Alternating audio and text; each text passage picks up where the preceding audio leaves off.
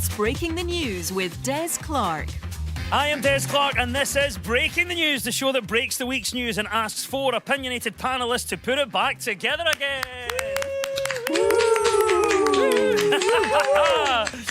There they are in fine voice. You've already heard them. Let's formally introduce this week's guests. First up, representing the west of Scotland in Glasgow, is Janie Godley and Ray Bradshaw, and facing them are Edinburgh's finest Joe Caulfield and Bruce Devlin. There we go. Two great teams, and what a week. A virtual congregation set up during the coronavirus lockdown has caused an Edinburgh church's numbers to be 8 times their normal size, although some attendees have confessed that they stumbled onto the church's website while searching the best way to get a delivery of bread and wine. The UK's mobile networks have reported a further 20 cases of phone masts being targeted in suspected arson attacks over the Easter weekend. Police have already been looking into the whereabouts of Eamon Holmes.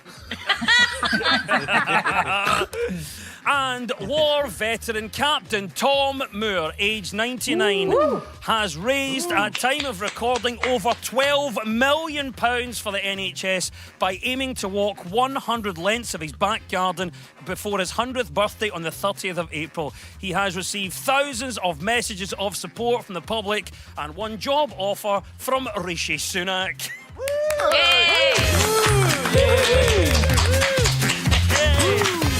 This is the Broken News Round, where our teams have to guess the two major stories of the week that have been mashed together into one single news headline. So, Janie and Ray, can you tell me the first story? The UK government's senior scientific advisers will meet today to review the latest information about Donald Trump. Ministers have already indicated that He calls the shots, apparently. Nicola Sturgeon said yesterday The President of the United States is likely to remain in place for now. Any ideas, Ray, as to what specifically our first one might be? Could it be the fact that we're in lockdown by any chance? Yes, this is the story that we're in lockdown. And can I just say, obviously, we've seen recently Nicola Sturgeon saying that the lockdown is extended for at least another 3 weeks, but can't put an exact date on when it will be relaxed. If you've seen, though, Priti Patel in her press conferences, she's estimated it will be the 2017th of Jalemba. It's my birthday! Joe, what about yourself then? Are you getting in all right during this lockdown existence? I'm not bad now. It started badly because day 2, I was sitting with my husband and he looked around the living room and he just said, "But everything I like doing is away from the house." And I thought, well, that's charming. I'm sitting there, the love of your life. I'm right here. So, but now we've been playing games. We started playing hide and seek, and I was thinking next week I might even start looking for him. Quite good. Bruce, what about yourself? Yeah. I've noticed no real difference. I've had very little contact with my mother, which has been really like a Euro Millions win. I've really enjoyed it so far. I have my own frontline worker that lives with me, my niece. She works not just in any supermarket, if you catch my drift. So, I mean, I am the size of a rabid cow, and I'm loving it. I'm full of all the good stuff. Janie, what about you? The routine is weird. Ashley and I were up at 4 o'clock this morning eating Welsh rarebit. So we're still not got quite into it. It's like jet lag constantly. And trying to watch TV that's recommended by people on Facebook is a nightmare, because I've realised the one thing in this lockdown is I don't like anything that anybody else likes. I'm with Janie on the people recommending. What I really hate is people telling me, tell me your favourite 10 this, your favourite 10 that. I don't want to ask people and then go, okay, write down your favourite 10 and then just keep it to yourself, because I have no interest. Yeah, well, here's the thing. I feel like this isn't much comedy, it's just people venting. Like, are we just talking about I might be the only person in this whole group who's actually spent one night in prison. I've actually prepared for this. I know how to keep myself entertained. I can play games in my head. I can... One night, lightweight. You are an amateur. You're an amateur. Try night. lockdown for the weekend. Yeah, that's true. I've never done a long weekend in the Nick, so, I've still got to get there. I have, and I was very friendly Des. with all the bobbies at the end. My God. Obviously, lockdown continues. We're learning a lot about ourselves, though. So, Ray, what's the one lockdown lesson you think you've learned about yourself? I'm doing so many quizzes, I've realised that I'm actually quite stupid. Didn't know that before, but yeah, turns out not that clever. Well, Didn't know the capital of Panama. Any lockdown lessons you've learned about yourself, Janie? That I have quite a lot of chin hair that I've spotted in a magnifying mirror. I never knew that I was growing a full beard. So that's been an interesting revelation for me. But God is kind, isn't he? As us ladies, as we get older, Bruce, you'll identify with this as well. And God's going, well, things are going south a little bit, aren't they? With the women, they're not looking as good. Let's give them something to perk them up. Now, what could it be? Oh, a beard. That's what every lady wants. Yes, that's basically it. Bruce, what about you? Lockdown lessons. What have you learned about yourself in lockdown, mate? Do you know, I've learnt a lot, and I'm going to sound conceited, but I have learnt how naturally attractive I am in a series of different lighting stages throughout the house. Honestly, I have caught myself on more than one occasion and thought, do you fancy a drink? Yeah, it's the news that lockdown is still here and continues. It's the right answer. Janie and Ray, you get 2 points for that. Right, Joe and Bruce, what was the other story we were after? Is this to do with the President of the United States? It certainly Of is. America. Yes, Yeah. the shy, Uh-huh. retiring, humble, like yourself, President of the United States. Absolutely. I think, I feel a real affinity with him. He's misunderstood. Yes, of course. Right answer. Well done, Bruce. This is the reporting Thank of you. Donald Trump's bad-tempered reaction to media questions about his handling of the COVID-19 outbreak in the States. Janie, what about you? It's your old pal Donald Trump, and it's been described as a meltdown on Twitter, what he had at the press conferences this week. What have you noticed about him then? Well, I noticed that I wasn't wrong in 2016, that's for sure. And just watching him have a big tantrum is like that time when I owned a pub when a man came in at 11:05, wanted a drink, and I said, no, mate, I'm sorry, we're shut. And just stood there and stamped his feet and shouted and pointed at the wall and then went outside and screamed at cars. So I'm used to that kind of behaviour. What about yourself, Ray? How do you think he's handling it all? I think he's handled it so badly he makes the SPFL look good, which is saying something this week. He's trying to get rid of the World Health Organization, which is the World Health Organization. Someone should be stopping him from doing that, but he's like, nah, I know better than that because I was in Home Alone 2. Yeah, ironically, where our house was put into lockdown. Yeah.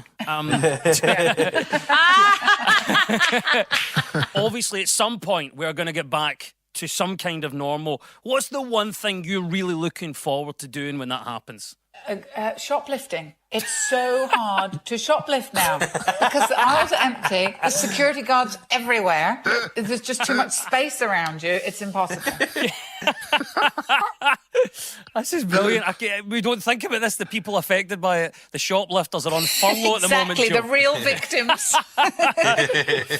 Do you know what I am looking forward to? Yeah. People not Skyping into programmes in front of bookshelves to try and make themselves seem more intelligent when you know that they're not. And it's just trying to guilt you to read, which, by the way, is a cult, and don't fall for it. Unless it's a Mills and Boone. Well, do you know what I have thought about? Jehovah's Witnesses. When it comes to it, not that committed, are they? No. Have you seen any? No. And at the end of that round, our teams are all square.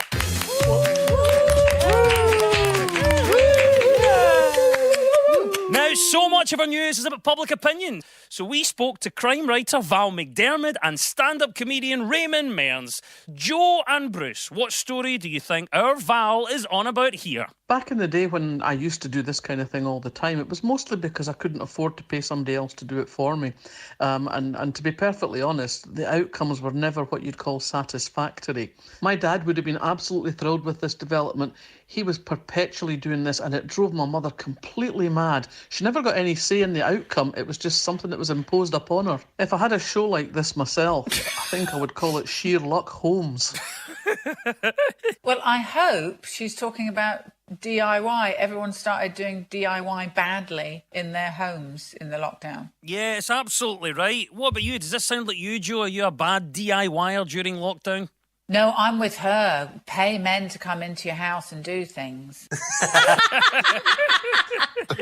Ray, what about you? Are you a DIYer? Do you do stuff around the house? No, I hate it. I'm terrible at it. I still give it a bash. I tried to make a face mask out of my wife's bra, but when I went to Asda, and it turns out my chin's a double D.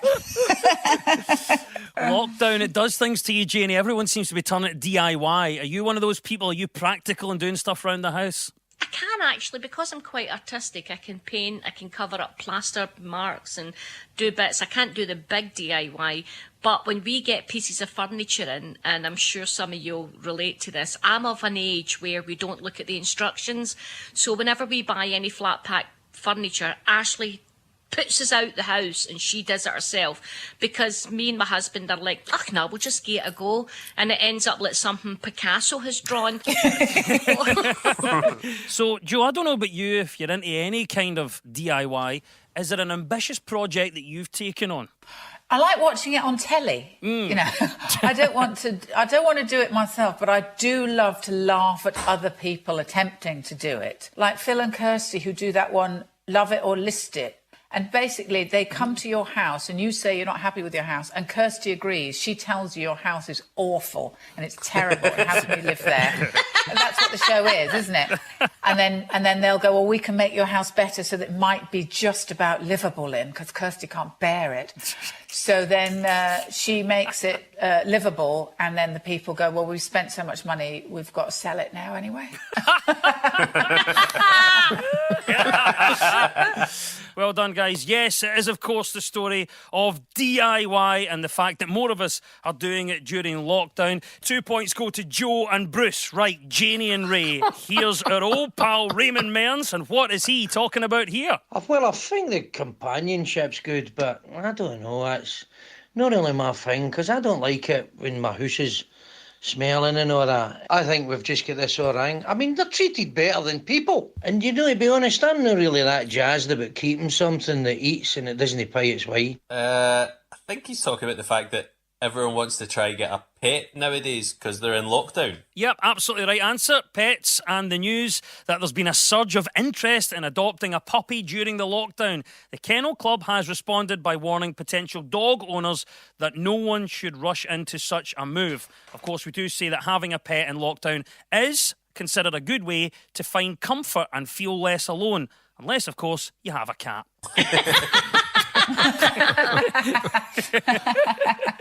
Ray, what about you? Do you think this is a good time to have a pet?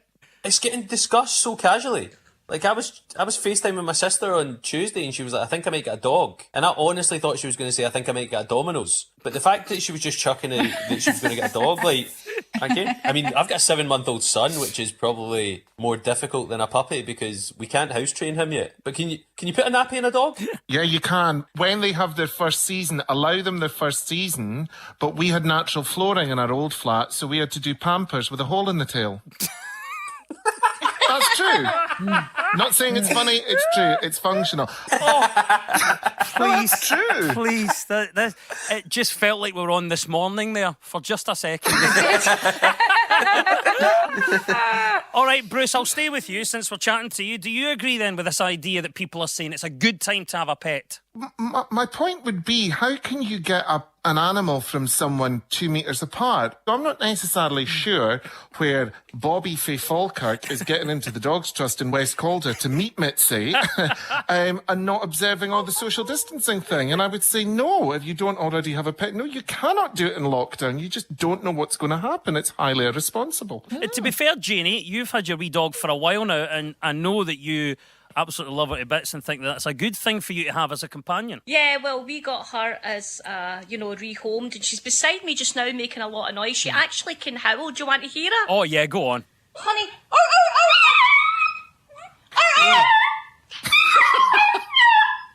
Janie, I thought you said lockdown wasn't affecting you. I know. Janie, can I just if say... only she actually had a dog. Yeah.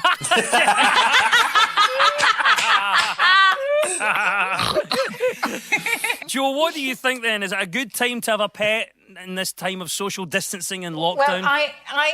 I don't think you should do it on a whim. And also, I just think the last thing I need is something else looking at me for food and entertainment. I've got a husband doing that all the time, so I don't want that.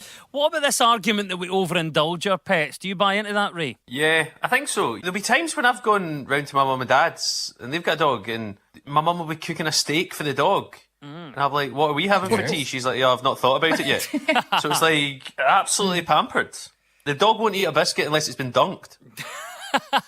Oh, wow. As a pampered dog. What about you, Yeah. Joe? Joe, do you think we go too far now, maybe overindulging the pets? Well, I've made quite a study of this, and I'd like to give you Exhibit A, Bruce Devlin. Oh.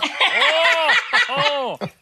How Having rude. been around him, I mean, that dog, she has the best life. Bruce, do you refute this allegation? No, not at all. And I agree with Ray. Smidgen will only have a rich tea or a digestive. If it's dunked, she won't have any sourdough. Yes, I did go there without any butter.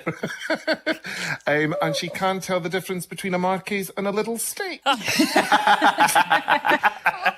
We have literally built the house round the dog, and my husband, who said, I never want a dog, I don't want to see a dog, I don't want a dog in my house, has this dog on his knee and kisses it and tells it, I love you, to the dog. And Ashley says he has said to that dog he loves it more than he loves me. So, things have changed. So it does change how you live. Here's a question for you. If you could be an animal, what would you be and why? Ray? Maybe a big whale because I quite like sushi. This feels like blind date. If you could be an animal, what would you be and why? Bruce? I would probably be a stag because I'm always locking antlers with people metaphorically, so I'd be as well doing it literally and having a good antler off. Yes. And the same question to number one. What's your name and where'd you come from? Where'd you come from, love? Thank you, guys. Yes, we're talking pets and how valuable they can be to their owners during lockdown. It's thought that stroking a pet can relieve stress and lower your blood pressure. I'm currently on 30 gerbils a day. The benefits of having a pet is the correct answer. Well done, Janie and Ray.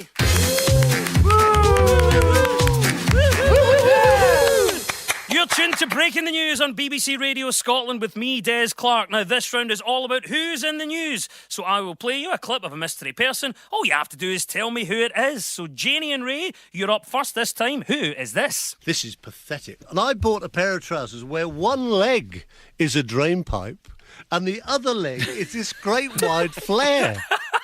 Is it Chris Tarrant? It is Chris Tarrant. Yes, Chris Tarrant is the right answer. He was in the news this week as the ITV drama Quiz hit our screens. Michael Sheen plays Chris Tarrant in the dramatisation of the cheating scandal that hit the show in 2001. What about you, Ray? Did you catch it? And were you a fan of Who Wants to Be a Millionaire? I think the concept of making it is a great idea. I'd love them to make kind of the other big moments of the noughties into television dramas. Like, do you remember on BBC News when that guy came for a job interview but they thought he was a political expert and put him live on telly? Yeah. Yes. Joe, were you a fan of Who Wants to Be a Millionaire? I did used to watch the show. Chris Tarrant used to annoy me with that huge pause, and it'd be a really, really easy question, like something like, in which city did Anne Frank hide? And it was like Berlin, Amsterdam, Birmingham, Kirkcaldy, and then he was going, oh, you said Amsterdam, and a huge pause. You're like, oh God, every bloody idiot in the country knows this. Get on with it. Part of the journey on Who Wants to Be a Millionaire and the frustration is getting the easy questions wrong. What about you, Ray? Have you ever got a really easy question wrong? Yeah, I did it on telly. Do you remember the show 50-50? Yes, I do. So I was on 50-50 and it was 50 kids, usually P6, P7 age, and they asked me on telly, what's 5 times 6? And I answered 11. And there was like a really awkward silence as I realised I'd got it wrong. And then everyone at school called me 11 for about 4 years.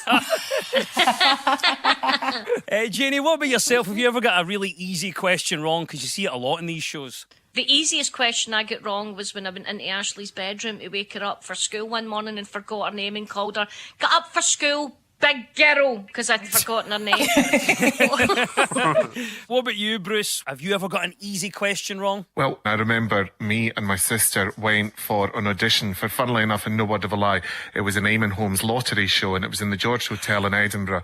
I remember that it said, name the seventh wonder of the world, and I put Gloria Hunniford, and we got asked to leave.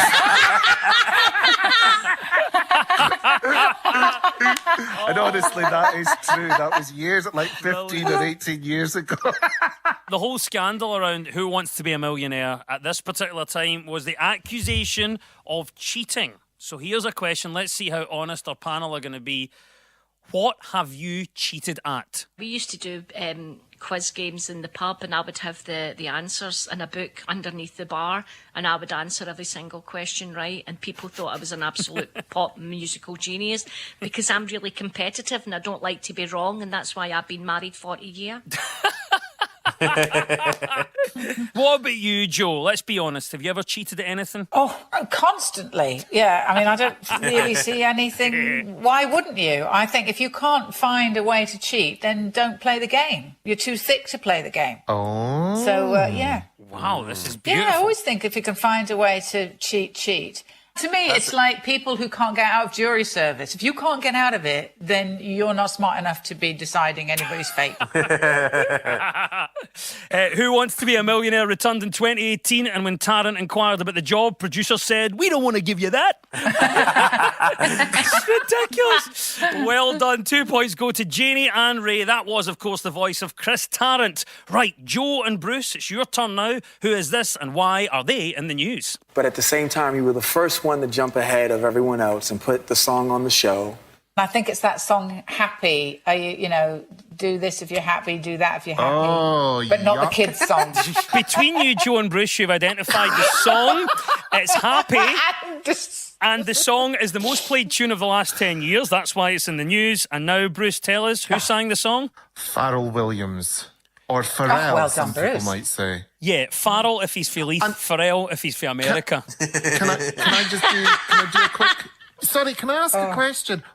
Why is happiness a room without a roof? Now, surely in life you're told to get a bit of shelter for yourself. Is that a line? Is that a line in the song then? It's legitimately, there is a line in the song that says, clap along if you feel like a room without a roof. And I don't know what that is. Yeah. I think maybe halfway to building the house, the construction company were forced to go into furlough.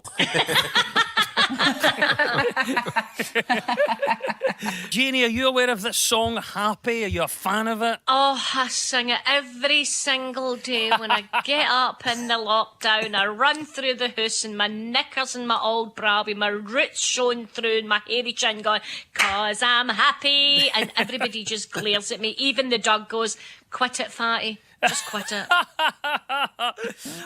What song can you not get out of your head? You know, one of those ones that just stays in there. Bruce, what would it be for you? Funnily and controversially, I would say it would be Kylie Can't Get You Out of My Head because, as my mother would say, that's just a dirge. But you can't criticise Kylie, surely. I think you can. I think you find this is a free society unless I'd fallen asleep in the last 2 hours. Yes. Fair enough. And listen, as many people know, she's blocked me on Twitter, but the funny thing is, she'll talk to me on Instagram. How stupid are these people? Joe, what about you? Joe, I'm going to ask you this. Is there a particular song that you just can't get out of your head? Do you know what my happy song is? And it genuinely does make me feel happy, is the garbage song, I'm Only Happy When It Rains. Why you moved to Scotland? Shirley. Yes. Ray, what about you? Is there a song that gets inside your head for good or bad reasons? When I was younger, I remember being about 14 or 15. And do you know the Boys to Men song, I'll Make Love to You? I had that stuck in my head. And I just kept singing it. And I was playing a game of 11-a-side football in Airdrie, playing centre-half, and I sang it to myself, like hummed it. And the guy marking looked at me, and I thought, oh God, he's going to say something. He just turned to me and went, that's a pure tune. And I was like, oh, okay, that's all right then. That's good. I've made a friend. Also, I do remember, because it's Boys to Men, and it's spelt with almost like Roman numerals. Yeah, the newsreader. Yeah, the newsreader read out wrong and said, boys 11 men. Which I think was the game of football Ray was playing, to be fair. There we go. And of course, well done for identifying Pharrell Williams. Pharrell Williams, of course, also sang on the hit Blurred Lines, or as Michael Gove calls it, Saturday Night Without My Glasses. Yes, Pharrell Williams is the right answer, and 2 points go to Joe and Bruce. Woo! Woo! And so it's time now for our final quick-fire round, which is all about deciphering the numbers in the news. So I will read out a headline. All the teams have to do is fill in the blanks. So get ready, teams. When we run out of time, you'll hear this. No long life for the wee man. There he is again. I'm not even making this up. That's Ali McCoist admiring the woodpecker in his garden. Right, let's do it. Here we go. What has fallen to its lowest level in 40 years? Sales of culottes. We can but dream. We can but dream. What has fallen to its lowest level in 40 years? One night stands. It's hard to do it by Zoom, isn't it? Isn't it? What has fallen to its lowest level in 40 years? The number of children Boris Johnson claims to have. The actual answer is that heterosexual marriage has fallen to its lowest level in 40 years. 3/4 of women have confessed to what? A priest. 3/4 of women have confessed to what? Drawing their eyebrows in with a Sharpie pen. Brilliant. 3/4 of women have confessed to what? Not actually liking Prosecco. I can give you the answer. 3/4 of women have confessed to peeing in the shower. No long life for the wee man. There he is again. And that is the klaxon. Ali has McCoisted. And at the end of the quiz, our winners this week are Joe Caulfield and Bruce Devlin! Woo! Yay! And commiserations to Janie Godley and Ray Bradshaw!